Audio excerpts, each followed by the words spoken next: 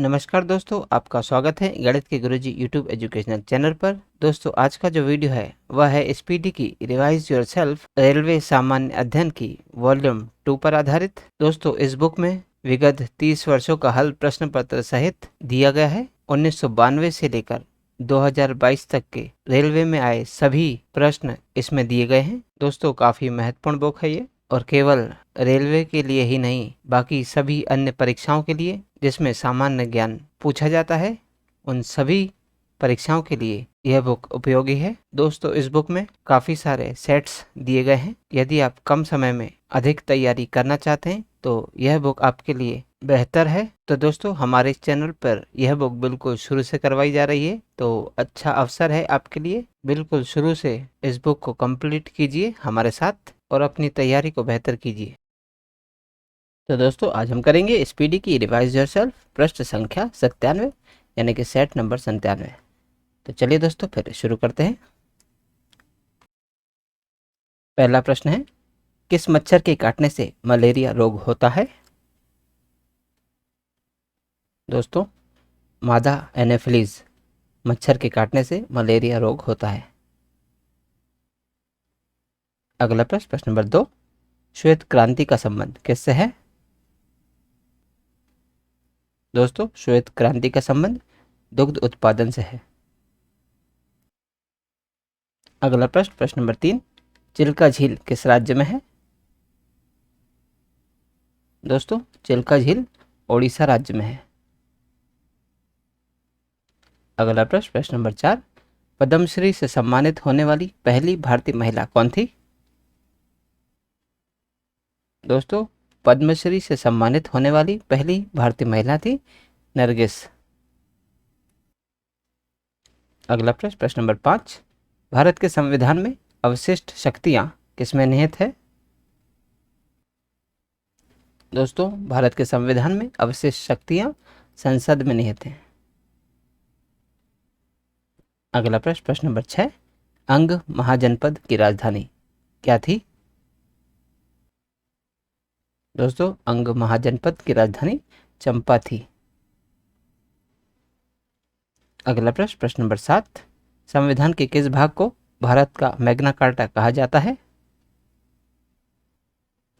दोस्तों, संविधान के भाग 3 को भारत का मैग्ना कार्टा कहा जाता है। अगला प्रश्न, प्रश्न नंबर 8, हाफमैन कप का संबंध किस खेल से है? दोस्तों, हाफमैन कप का संबंध टेनिस खेल से है। अगला प्रश्न, प्रश्न नंबर 9, बुलंद दरवाजा कहाँ स्थित है? दोस्तों, बुलंद दरवाजा फतेहपुर सीकरी में स्थित है। अगला प्रश्न, प्रश्न नंबर 10, लोनार झील कहाँ स्थित है? दोस्तों, लोनार झील महाराष्ट्र में स्थित है। अगला प्रश्न, प्रश्न नंबर 11, भारत में जनगणना कितने वर्षों के अंतराल पर की जाती है? दोस्तों, भारत में जनगणना 10 वर्षों के अंतराल पर की जाती है। अगला प्रश्न, प्रश्न नंबर 12, अजंता की गुफाएं कहाँ स्थित हैं? दोस्तों, अजंता की गुफाएं महाराष्ट्र में स्थित हैं। अगला प्रश्न, प्रश्न नंबर 13, अकबरनामा की रचना किसने की थी?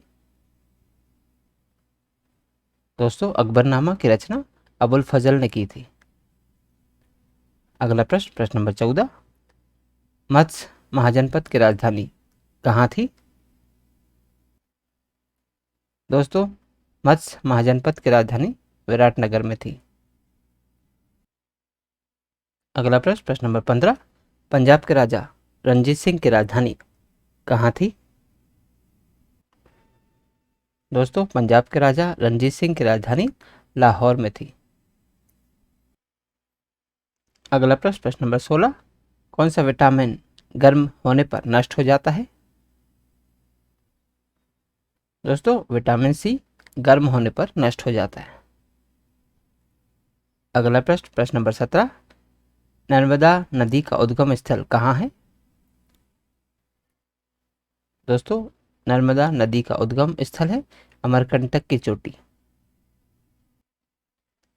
अगला प्रश्न, प्रश्न नंबर 18, दक्षिण भारत की सबसे लंबी नदी कौन सी है? दोस्तों, दक्षिण भारत की सबसे लंबी नदी है गोदावरी नदी। अगला प्रश्न, प्रश्न नंबर 19, ताइवान देश का पुराना नाम क्या था? दोस्तों, ताइवान देश का पुराना नाम था फार्मोसा। अगला प्रश्न, प्रश्न नंबर 20, हैनसांग किसके शासनकाल में भारत आया था? दोस्तों, हैनसांग हर्षवर्धन के शासनकाल में भारत आया था। अगला प्रश्न, प्रश्न नंबर 21, लंपट मूर्ख के नाम से कौन सा मुगल शासक जाना जाता था? दोस्तों, जहादार शाह को लंपट मूर्ख के नाम से जाना जाता था। अगला प्रश्न, प्रश्न नंबर 22, अवंती महाजनपद की राजधानी कहाँ थी? दोस्तों, अवंती महाजनपद की राजधानी उज्जैन थी। अगला प्रश्न, प्रश्न नंबर 23, वैकाल झील कहाँ है? दोस्तों, वैकाल झील सोवियत संघ में है। अगला प्रश्न, प्रश्न नंबर 24, शारदा एक्ट का संबंध किससे है? दोस्तों, शारदा एक्ट का संबंध बाल विवाह से है।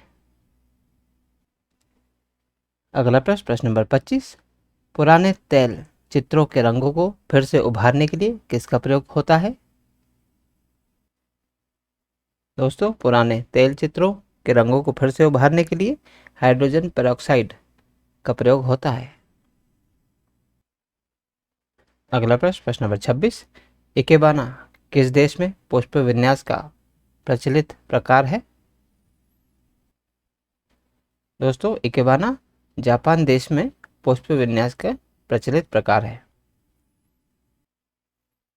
अगला प्रश्न, प्रश्न नंबर 27, दाब बढ़ने से द्रव के क्वथनांक पर क्या प्रभाव पड़ता है? दोस्तों, दाब बढ़ने से द्रव का क्वथनांक बढ़ता है। अगला प्रश्न, प्रश्न नंबर 28, अशमक जनपद की राजधानी क्या थी? दोस्तों, अशमक जनपद की राजधानी पोटली थी। अगला प्रश्न, प्रश्न नंबर 27, डकार किस देश की राजधानी है? दोस्तों, डकार नाइजीरिया देश की राजधानी है।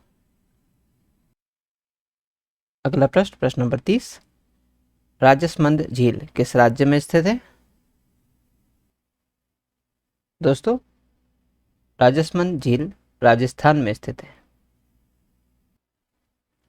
अगला प्रश्न, प्रश्न नंबर 31, भारत का प्रथम परमाणु बिजली घर कहाँ प्रारंभ हुआ था? दोस्तों, भारत का प्रथम परमाणु बिजली घर तारापुर में प्रारंभ हुआ था। अगला प्रश्न, प्रश्न नंबर 32, प्रार्थना समाज के संस्थापक कौन थे? दोस्तों, प्रार्थना समाज के संस्थापक थे आत्माराम पांडुरंग। अगला प्रश्न, प्रश्न नंबर 33, पारा किससे प्राप्त किया जाता है? दोस्तों, पारा सिनेबार से प्राप्त किया जाता है। अगला प्रश्न, प्रश्न नंबर 34, देवताल झील किस राज्य में स्थित है? दोस्तों, देवताल झील उत्तराखंड राज्य में स्थित है। अगला प्रश्न, प्रश्न नंबर 35, सर्वाधिक विद्युत चालकता वाला तत्व कौन सा है? दोस्तों, सर्वाधिक विद्युत चालकता वाला तत्व चांदी है। अगला प्रश्न, प्रश्न नंबर 36, चेचक के टीके की खोज किसने की थी? दोस्तों, चेचक के टीके की खोज एडवर्ड जेनर ने की थी। अगला प्रश्न, प्रश्न नंबर 37, राज्यसभा का सदस्य निर्वाचित होने के लिए न्यूनतम उम्र सीमा कितनी है?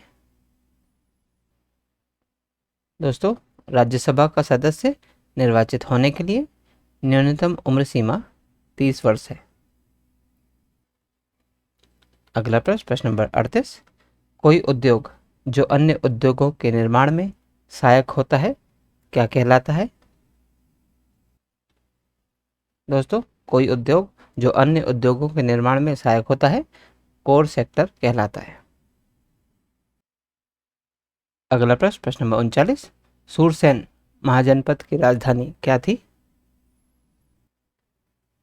दोस्तों, सूरसेन महाजनपद की राजधानी मथुरा थी। अगला प्रश्न, प्रश्न नंबर 40, ताप बढ़ने से हवा में ध्वनि के वेग पर क्या प्रभाव पड़ता है? दोस्तों, ताप बढ़ने से हवा में ध्वनि का वेग भी बढ़ जाएगा। अगला प्रश्न, प्रश्न नंबर 41, पीले फास्फोरस को कहाँ रखा जाता है? दोस्तों, पीले फास्फोरस को जल में रखा जाता है। अगला प्रश्न, प्रश्न नंबर 42, दाब बढ़ने से द्रव के क्वथनांक पर क्या प्रभाव पड़ता है? दोस्तों, दाब बढ़ने से द्रव का क्वथनांक भी बढ़ जाता है। तो दोस्तों, आज की इस प्रश्नावली में कुल 42 प्रश्न थे जो हमारे द्वारा पूर्ण कर लिए गए हैं। दोस्तों, यदि आप इसका PDF चाहते हैं तो आप हमारे टेलीग्राम चैनल से जुड़ सकते हैं। हमारे टेलीग्राम चैनल में यूट्यूब वीडियोस के सभी PDF मुफ्त में अवेलेबल हैं। तो दोस्तों, आज ही जाइए और तुरंत ज्वाइन कीजिए और सभी PDF को मुफ्त में डाउनलोड कीजिए। और दोस्तों, यदि आप इस यूट्यूब चैनल पर नए हैं तो चैनल को सब्सक्राइब कर लीजिए, वीडियो को लाइक किया कीजिए और इसे अन्य लोगों के साथ भी शेयर कीजिए। तो दोस्तों, अब मिलते हैं अगले वीडियो में अगली प्रश्नावली के साथ। तब तक के लिए नमस्कार।